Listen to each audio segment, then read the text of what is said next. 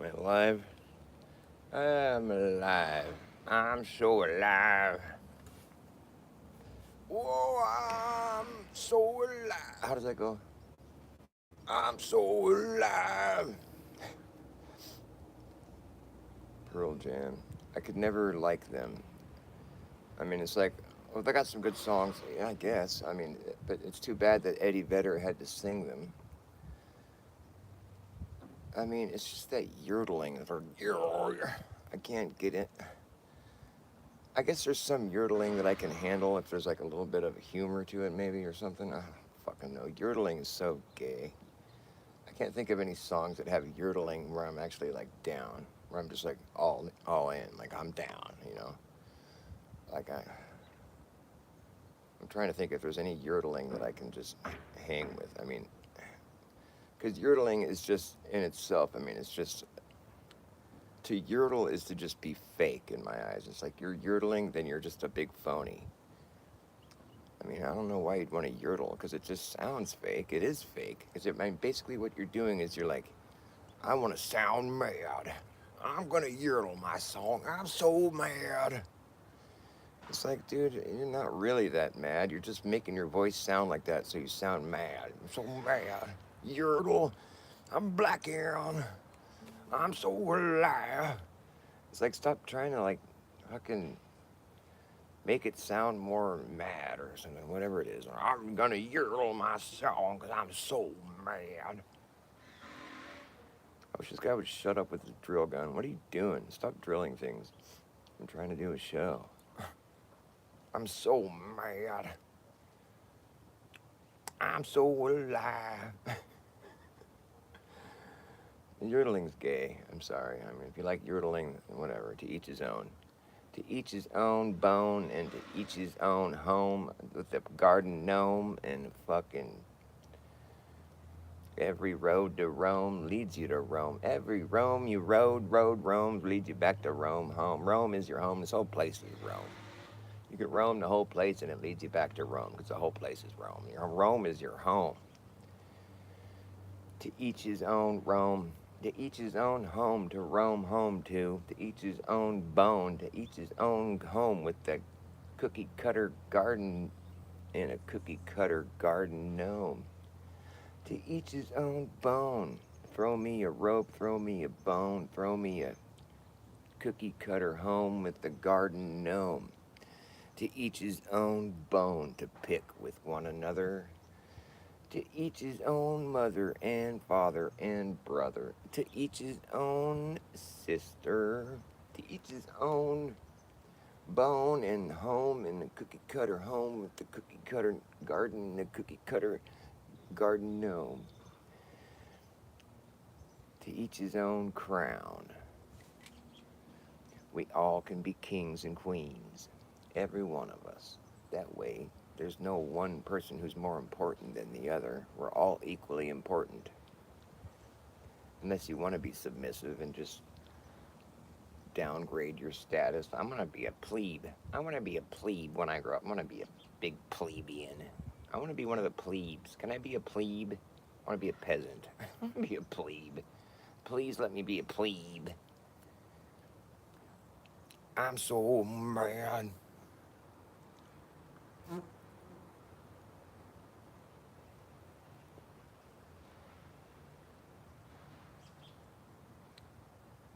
This show will be a show like no other. There's going to be drilling in the background, yodeling in the foreground, and whatever other annoying noises I can concoct.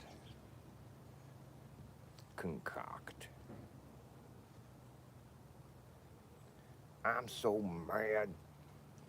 Hopefully this guy doesn't keep drilling. I mean, it's going to get dark pretty soon. You can't drill in the dark. What is he drilling? I just need to know these things. I'm going to start calling my show Snake Eyes. You know why I call it Snake Eyes? Because it has 0 people and 0 likes. Snake Eyes. It turns out YouTube really wasn't the place for a guy like me. No, because I don't engage in a whole lot of drama, and I'm not trying to fucking tell you who's a shill and who isn't a shill, because I don't care. Like, what's the big deal, anyways? Who cares if somebody's like an agent or a mason or whatever? Even if that was the case, I mean, I think most times that people are accusing others of being that, it might not even be true. I mean, you just have to realize that you're not always going to be right about these things, and who cares? Like, I mean, we're mature enough people to, I hope, to be able to discern whatever information is being delivered. Are you worried you're going to get brainwashed or something, or like, what is the concern? Like, I mean, granted, you don't want to like, if there was an agent, you don't want to like encourage them, I guess, but like, but I mean, if somebody's saying something that you agree with and it aligns with what you're thinking, I mean, it's like, well, just take it for what it's worth. I mean, I'm sure there's been plenty of people out there that you thought were agents that actually weren't. Well, I'm not sure I'm talking to. I'm talking to nobody, actually. I'm talking to myself. I don't think anybody's an agent. I think all they had to do is just insert the word agent into the conspiracy-minded circle, and then people just fucking crumbled. The whole thing fell apart. Oh, there's agents. Everybody's an agent. Oh, now there's an agent. Oh, now there's agents. Oh, oh man, everybody's an agent then. All you have to do is insert paranoia into a group of paranoid people and watch the whole thing just collapse on itself. Nobody trusts anybody. And why should you? Because they're all fucking shells and agents. I just want to know, like, what kind of, like, that's just a weird position. Like, I want to see, like, there's got to be, I want a whistleblower. I want someone to come out and be like, I was an agent, shill, flat earther. I was hired by the government to come out and mislead other flat earthers. And, I want a whistleblower, and that's what we really need. Someone should pose as a whistleblower. Or expose somebody. So expose somebody. Expose them. We need full exposure. I think it's been overexposed. When it's overexposed, you can't even see it anymore.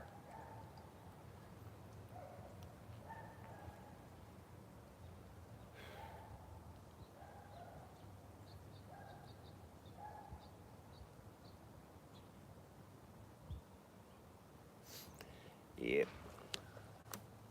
Keep on rocking in the flat world. Keep on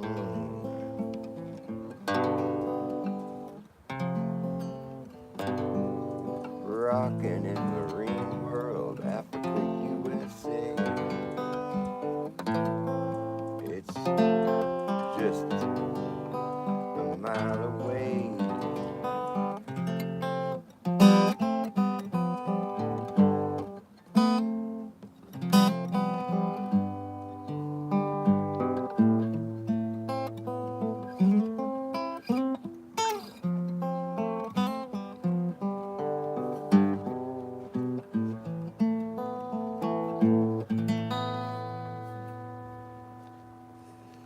There's some stuff I wanted to play, I forget what it was.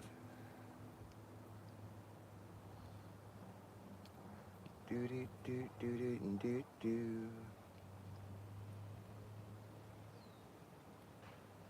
What's really frustrating for me about the flat Earth conversation is that I have like my own perspective on the whole thing, the whole topic, and like I feel like I could just really just, if given the right opportunity, where there was like if I could just get on TV with like, you know, Brian Cox and, Neil deGrasse Tyson or one of these clowns, and just lay into him with my whole bit, where I'm just gonna be like, come up there like just like some dumb flat earther and just be like, okay, well, and I want a huge audience, millions of people to see it, just be like, run the whole thing, run the whole Bass script on them, just be like, like on stage with like a piece of chalk and draw a circle on the ground. Can you draw a smaller circle around that circle, around the outside of that circle? Can you draw a smaller circle? And of course, the whole audience and everybody in the world would be like, no, that's silly. And then you just got to walk them through it. What if I draw a bigger circle? Then can you draw a smaller circle around the outside of it? No, that's silly. Why are you saying that? So are you saying the circle's just going to keep getting bigger? I'm never going to be able to draw a smaller circle around the outside of another circle on the ground? Is that what you're saying? Well, yeah, of course, obviously. So the circles just get bigger? Yeah, duh. And then just be like, oh, okay, well, so everybody in the world agrees with me on that. Great. So then everybody in the world thinks about the Earth in the same way I do. That's fantastic. And I'm a flat earther, so welcome to Flat Earth world. Whole entire world, welcome to welcome to Flat Earth. It turns out you were always there. Just never thought about it. That's all. Don't worry. Don't feel bad. It's that simple. I don't have to answer what about satellites? What about the moon? What about the sun? What about the fucking 24-hour sun? What about the fucking this, that, and the other thing? I don't have to answer any of that. Because I already fucking done proved that everybody in the world thinks about the Earth in the same way I do. But outside of that, there's nothing to debate. I mean, I understand the heliocentric model quite well, and I see how it can be convincing to some people or whatever to a lot of people. I can see how that is, and I think they worked really hard designing it, and it's an amazing piece of work, really. But it hasn't been proven scientifically. It's been mathematically deduced and calculated in a way that's like strictly math. However, there wasn't any there wasn't measurements. There wasn't direct measurements. It's been math and based off of sky observations. The sky is tricky, and long distances and just the sky alone. I mean, it's like I do understand why people think the Earth is a globe based on the sky. If the sky really is how it's, the circumpolar sky with the start, with the everything in the middle, the equator being the one straight line. When you get down to the equator and the equinox, everything's moving straight overhead. Then you have the two poles. I see how that lends itself really well to the globe model. If that's how the sky is, I can't vouch for that. I haven't gone and seen it do that myself, but it seems like there's enough evidence to support that idea. Although it is weird how little evidence there's been of the 24-hour sun in Antarctica, and just the fact that what evidence of that there that does exist it's strange because for one thing it doesn't resemble the 24-hour sun in the north. It's the sky doesn't change color. The fucking the climate is really dry and cold, whereas in the north it's there's a lot of humidity and it's not cold. It's warm. The sky changes color. It's a complete opposite, uh, you know, situation. Other than the fact that the sun's up the whole time, but there's just a lot of things. If that's It's just weird how it would be so starkly different, and how Antarctica is like this one place on Earth, like the anomalous place where it's like the Antarctica, the way it is in my mind, it seems to fit the flat Earth model better. It's like this place. It's like there's a limit, like it's like the furthest distant, like this big, menacing. It's like the limit. Nobody goes beyond there, because it's like the sun doesn't move past there. It's just too cold. It just seems to fit the flat Earth model better. And like I said, with the circles getting bigger all the way out, I mean, that's what we'd experience, I think. It's like if we didn't experience that, there'd be some kind of magic shit going on, which I like to keep the magic in the sky. I can't, to think of a magic floor, it's just, that doesn't make sense to me. I can accept a magic sky, but the magic terra firma is too hard to. If I had to accept that, I'd have to depart from what I expect to be reality, and that's just too much to ask of me. Hey, somebody's here. What's up, Andrew? Hey, nice to see you, buddy. Yeah, because like I said, with my idea of the Earth being an expanse that only widens, and everybody on Earth knows this intuitively. Like my example of like if you were gonna have to like say you're gonna have to go out and like survey the entire Earth. Like just imagine the Earth as being one big piece of property. Like I just want everybody who's on Earth to think of this with me, flat earthers, but also every normal person that's never thought about this before. Just imagine if you were going to have to survey the entire Earth, and you're going to start right there in your yard. And how do you survey it? Well, let's say, how do you know which areas you've surveyed already? it's going to expand out from where you started, just evenly, so it's all attached. It's like you're just adding, never subtracting. You're just adding more Earth property into this area that you've surveyed, and taking data and just square miles and just expanding out. You're always adding the amount of area that you've surveyed, the number, of miles or whatever it is, square miles or whatever you want to say. It's always going to be increasing because you're just adding more. You're surveying more Earth, so the number is always increasing. It's never subtracting. So as you're always adding more Earth as you're surveying the Earth and expanding out, the number is only going to grow. Like, let's say you're expanding evenly in every direction. You have a perimeter around all the stuff that you've already surveyed. That perimeter is just going to keep increasing because you're going to keep adding to it. You're adding more area that you surveyed in every direction you're surveying, and it's just stretching out.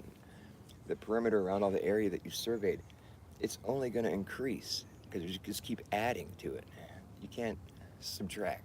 You just what you've already surveyed is already surveyed. It's accounted for, and the perimeter just expands and keeps expanding because you're always adding. It's logic. It's intuitive. It makes sense, and it would just keep happening like that all the way out until you've surveyed the whole Earth, because you're always going to be adding. The number can never get smaller.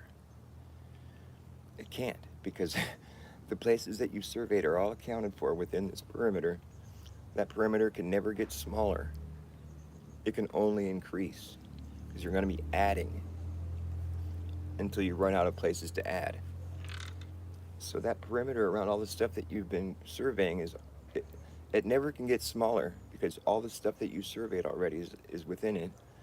So that's a set perimeter. It can't shrink. And you're just going to add more because you're going to survey more area. So the number can only increase. And when you finally run out of Earth to survey, what is the perimeter around around? You're going to have such a big perimeter at that point. You've got the entire known world within it. We're supposed to believe that you can't make a perimeter around the entire known world. Not on the globe Earth. Can't be done. The biggest perimeter or whatever circumference that you can draw on the globe Earth is at the median. That's it. That's the biggest circumference you can draw, and it's only circling half the Earth. They're going to tell you it's a straight line or whatever they're going to tell you. It doesn't matter what they tell you. The thing is, we all intuitively know that if we were going to go out and survey the whole Earth, that the number would just increase. The number of area, the square miles or whatever the measurement you're using. As you expand out, you're only increasing the number of the amount of area that you've surveyed. That perimeter can only increase. You're never going to be able to make it shrink. That's why I just fell off the globe when I thought about that. I'm like, so the latitude lines are circles? So they get bigger, because if you're going to have to go mark them on the Earth, just think about how to just, when you're outside, you're going to mark the first, the 90th parallel or whatever, the latitude circle. And then it's funny they call them parallels, but they're circles, though. The east and west is circles on the globe and flat Earth. And so, like, the thing is with the flat Earth, it's more about reality, because the circle's only going to get bigger. Like on the globe Earth, those latitude circles come all the way out to the equator, and that's the biggest circle you're going to make on the globe Earth. And now the circles start getting smaller, and that's when you'd be upside down or sideways or whatever. But the thing is, it's like, with that in mind, now the circles start getting smaller, to the point where you're like, you're no longer circling the area that you've already surveyed. Now you're circling the area that you haven't surveyed yet. So it's the outside of the circle that's all surveyed. Now you're closing in around a different center point somewhere else. If that's what would happen, then that's proof that the Earth is a globe or whatever. If we went and surveyed the whole Earth, and then after a while your perimeter started to shrink, and then you're just like, oh, whoa, how did this happen? What the fuck? Our perimeter, because you're going to have a perimeter on all this area. And you keep expanding, then you see that your perimeter is starting to shrink. How is this happening? All that area that we had already circled is still within that perimeter. How is it shrinking? Well, now you're sideways and upside down. It's just, you have to depart from reality in order to believe in it. and people just accepted it. You know, when they refer to the Earth in their minds, they think of the globe Earth and floating and suspended in emptiness and space, like the entire Earth just floating there, or doing what it's doing, spinning around the sun. It's pretty abstract, dude. And being that you've never witnessed that yourself, I mean, it's a pretty grandiose thing to imagine being true, because the Earth doesn't appear to be doing all that motion. You can't detect any of that motion. You know, granted, like if you're in the uprising Earth camp, I mean, the conditions that were set for this reality to work, that's a different story. I mean, that's when you get deeper into the philosophy of it all, or just the physics of it all, really. It's like, what sets your orientation? Like, that's when it starts getting, confusing for people. They just want to be like, well, the reason that things would fall down is because they're not, the weight of them is not supported. Whatever it's the relative density to the medium that it's in and all that. That makes sense. Yeah, but it's like, what's what's setting that vector where there's an up and down? Is it, people want to say it's gravity, and other people just want to say, well, it's, who cares? I mean, that's just the way it's been created. There's no motion. Okay, well, but when it comes to having density and buoyancy, like, we can use, like, and when there's a force, we can actually make experiments that that show you how to create a density gradient. Like, just, I mean, you're doing it all the time when you get in your car and you step on the gas. There's a density gradient. The air in your car is more dense towards the back of the car, where the air is going to be pushed in the direction where the force is coming from. If it's coming from behind you, you're pushed into your seat. All the air is being pushed back in the car. It's a density gradient. The air is more dense in the back of the car than it is in the front when you're going forward. So the density gradient is created when there's a force being applied. It's going to be more dense towards the direction that the force is coming from, and it's going to be more buoyant in the opposite direction, which is why the car is a great example, because if you had a helium balloon in there with you, you see the helium balloon gets pushed forward by the air. Well, the air is being pushed back, but the balloon is lighter than the air, so that's another part of this. I mean, it's like, I guess you would call that displacing the helium. It weighs less, and so the car is moving forward. The density gradient is created. The helium balloon is going to be lighter. The more dense of air is going to be in the back. So you're just creating like a sideways version of what we experience normally when we're just standing around. The helium balloon goes that way, and our weight goes down. The dense is here, and the light is there. If you were to just turn that on its side, it'd be like you were driving in a car going somewhere. You're being pushed against a seat. The helium balloon's going that way. If you just turn that whole situation like that, the helium balloon's going up, and it's just like how you would be in your normal state. But when you're in the car, there was a force being applied, and you were going somewhere.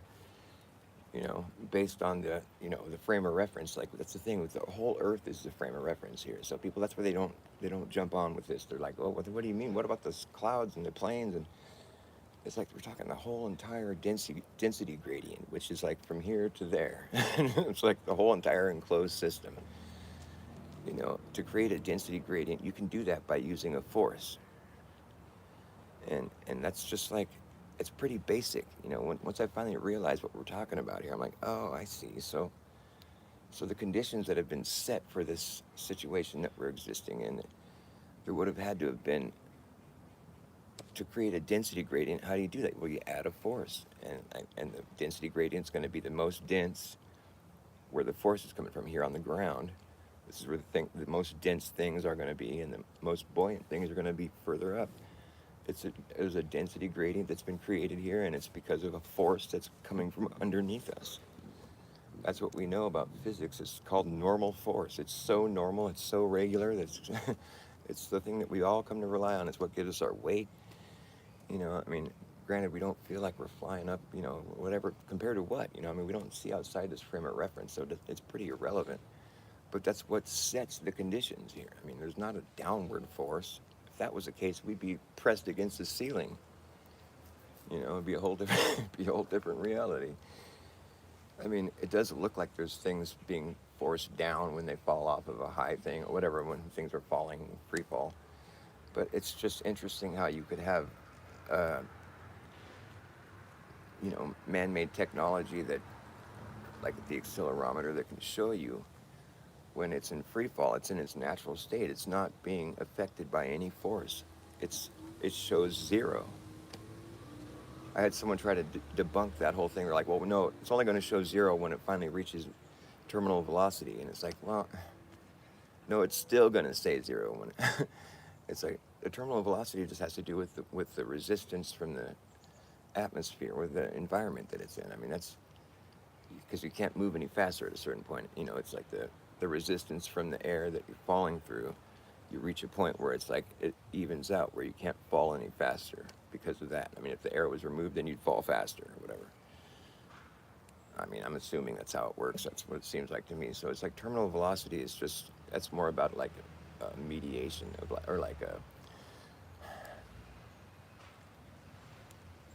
like a equilibrium kind of thing. Where it's like, but you're still, the fucking accelerometer reads zero the whole time. It never, as long as it's not, as long as there's no force, contact force acting on it, like it's just, there's nothing touching it, it's going to read zero. Doesn't matter how fast it's appearing to fall, and that's irrelevant. It's going to still read zero, no matter what, until there's something acting on it. Contact force, like when it finally hits the ground, then it's going to give you a reading of 9.8 meters per second squared upwards. The complete opposite of what we've been taught. Oh, it's just being, it's just been, what, I forget what I used to say. I mean, it was kind of like, it's just calibrated to say that or something, because I was thinking about the digital one that's on your phone. I didn't quite understand how it worked. Once I finally realized how an accelerometer works, like the analog kind, where there's like a spring on each side, and I'm like, oh, we're just talking like weight, and like that's what's giving the reading. When it finally sits on the ground, the weight, is pushing on the bottom spring, so it's giving you an upwards reading. And we know that weight would increase if we were like on an elevator or just on a craft or something that was going to jam us up super fast. If we were weighing ourselves while we were rising up super fast, we'd weigh more. Or like if you can't weigh yourself while you're falling, but the thing is, we're supposed to basically be weightless while we're falling, which, I mean, you could make the argument, oh, why would I be falling if I was weightless? Well, it's just like it's either you're falling or the earth is rising up to meet you. It's really, it could be either one, and in the sense of like you're going to hit the ground and it's going to hurt. But like as far as like how do you deduce which one it is? Well, obviously from our perspective, it seems like it's obviously us that's falling and hitting the ground. But if you wanted to get abstract about it, like, well, or what seemingly abstract, would just like, well, how do you really know that it's you falling and not the ground? Well, you'd have to measure you'd have to see if you're actually falling. You'd have to be able to measure your acceleration towards the earth. Well, it turns out you can't do that. It's only done optically. So that's kind of throws a monkey wrench in the whole thing. It turns out that's all optics. It's all been, observed. It's not measured. When you try to measure it with an accelerometer, you just get a zero reading. So that's where the head fuck is there, and that's where normal force comes in. It just kind of explains it, well, that's just normal. It's normal force. I guess they try to explain it with like the equivalency principle or some kind of fancy, term where they're like, oh, well, it's either that or the other thing, but obviously it's not that because the Earth couldn't be a globe then, and since Earth is a globe, then obviously it's not that. It has to be the other thing that's not measuring, that it's not showing. I've probably tied your brain in a knot, whoever's listening that isn't already an upwards earther. And like, on one hand, it's like really to no avail to know this. Because you can't take that knowledge and do much with it other than just debunk the globe thoroughly. which is very useful in my opinion. But like other than that, I mean, we're just dealing with the same shit. I mean, when you want to try to, I mean, what I'm saying is like whether you're falling and hitting the ground or the ground's falling up to hit you. I mean, like it's either way. I mean, you're dealing with the same shit. You know, I mean, there might be some application to this knowledge that I haven't thought about yet, though. And I'm still not even certain that. I mean, I guess it is. I just don't know if there's any way to check that if your vector really is what's setting your orientation. Because like if you're going to go and change your vector, like if you're going to be putting a ship that's going sideways through the air super fast, and now the density gradient's created in there, and you're just going to do that indefinitely. You're just in this ship going sideways super fast. The density gradient's created. You're being pushed towards the back of the ship, you know, where the force is coming from. The balloon's going that way, and you know, you're just being pushed that way. That you can go on like that for a long time, and you know, there's going to be a density gradient, and you're going to be pushed against the back of the ship, but they're still going to be down. I don't think you'll ever reach a point where you're like standing up. I guess maybe if you were going fast enough, huh? That's wild. Would you ever reach a point if you could go fast enough sideways where you're actually standing up sideways? Because this upwards force is still happening, but if you're, I don't know, how do you really know if that's what's setting the orientation? That's probably confusing for most people to think about. You know what I'm saying? Like if you're moving sideways super fast, and obviously the force that you're being subjected to at that point is, I mean, are you able to cancel out the upwards force? I don't know. I mean, if you're going sideways, there is going to be a density gradient created inside that ship. You know, the density being towards the back where the force is coming from. And so, would you ever reach a point if you're going fast enough or whatever it needs to be where you're actually going to be able to stand up in an orientation which would otherwise be considered sideways, you know, where you're standing up with your feet against the back of the ship, you know, because it's pushing you. That's the vector now. But this upwards vector is still, you're still subject to that. I mean, I don't know. I don't think you would ever be standing up like that. Maybe if you got going fast enough, I don't know how that. Like, do we really know that the vector is what's setting the orientation? Is there a way to test that? Am I just thinking myself in knots here? Or am I making any sense?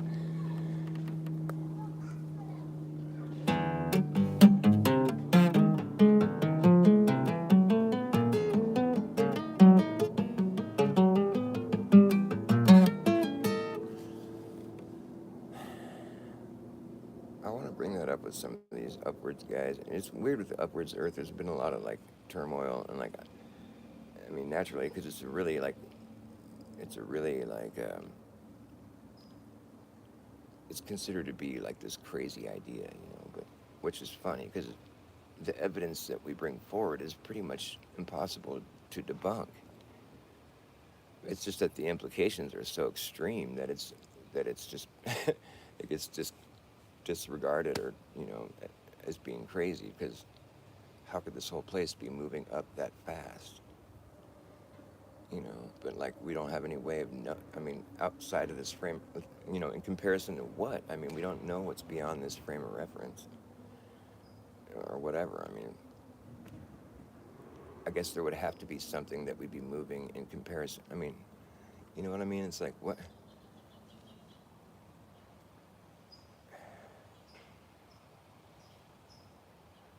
If we're, for us to be moving, there would have to be something that we're moving in comparison with, you know, beyond the frame of reference. Like, what is there outside of this? I mean,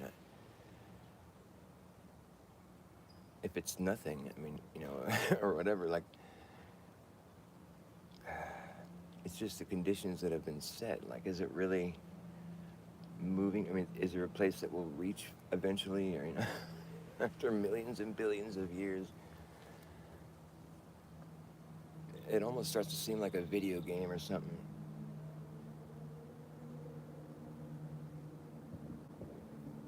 Some good technology.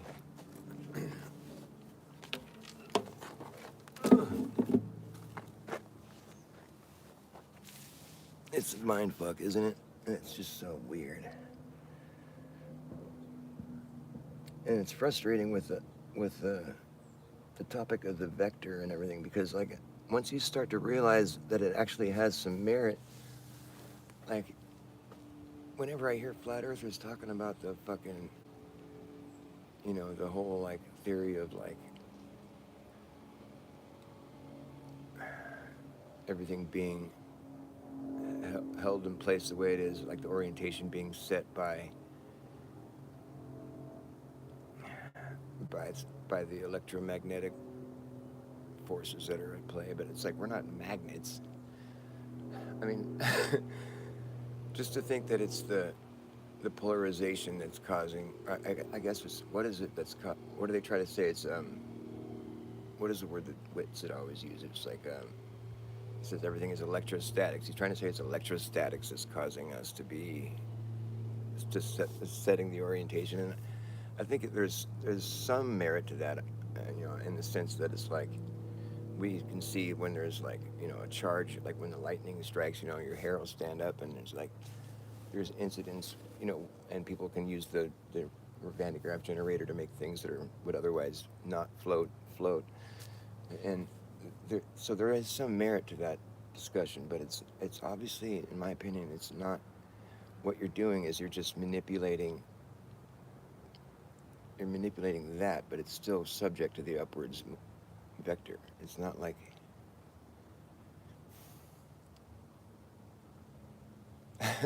I guess if you think about it in that sense, it's like if your hair is standing up, it's like it's almost. I don't know. I don't think that. Anyways, what I was going to say is it's frustrating when I hear flat earthers talking about electrostatics being the explanation for gravity, because I don't think that's a sufficient enough explanation. It's kind of just like this. It's like this stubborn refusal to acknowledge the upwards Earth discussion out of fear of seeming crazy or something. But if people could just be patient enough to hear the whole thing through, like it wasn't until I heard like um, what's Rusted Soul talking about it with Jason one day, because they were talking about it all calmly and just between the two of them, and I can just understand I mean, Dell's hard to understand his accent. I love his accent, though. I watched him before I even agreed with what he was saying, because I thought it was just entertaining. I liked the way he was just fun to listen to. But I don't understand a lot of the things he's saying, and I was intimidated too. I never wanted to come in and ask questions really that much, because I was afraid he'd yell at me. But after a while, once I finally got it, and I could come back and listen to what he was saying, it's like now it makes more sense to me. But but I think it might have been hard for me to like really understand, because I wasn't picking up on everything he was saying. But the whole thing with acceleration versus constant speed, I mean, that's another thing that ties my brain in knots, because it's like, well, that's what the 9.8 meters per second squared. That's what the accelerometer is telling you, is there's an acceleration. But it's like a constant acceleration. I mean, that just becomes like impossible to really fathom. I mean, so we're just increasing in speed this whole time. I mean, that's crazy. How does that? How could that even work? I mean, that's just so mind-boggling. It's just a head fuck, basically.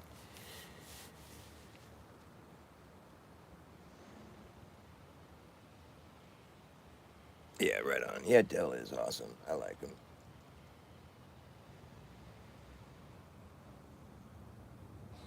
Yeah, totally. I remember I was coming. I was like, "Well, what about this or what about that?" I'm just asking all the dumb questions, but I just genuinely wanted to know. I mean, that's what I think most of the uprising earthers that kind of gave me a hard time at first. They realized now that I just wanted to know. You got to ask all the dumb questions at first. I wasn't trying to troll, because I was genuinely curious. The fact that I'm now on board, it's like that is proof that I wasn't trying to troll. I just wanted to understand, and I kept thinking that I was thinking of ways to debunk it, but then I would realize that I still couldn't explain the accelerometer. And then when I finally understood what the accelerometer, how the functionality of it, I was like, oh, well, that's something you can't debunk. I was like, oh, damn. At that point, it was just like an instant, oh, well, I got to accept this now. I mean, the cognitive dissonance and all that. I was like, well, I could just not accept it. That's stupid. mean, uh,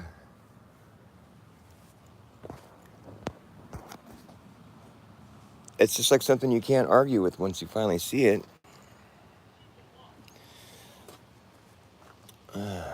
Anyways, I'm gonna go eat some food. Thanks for listening to me, buddy.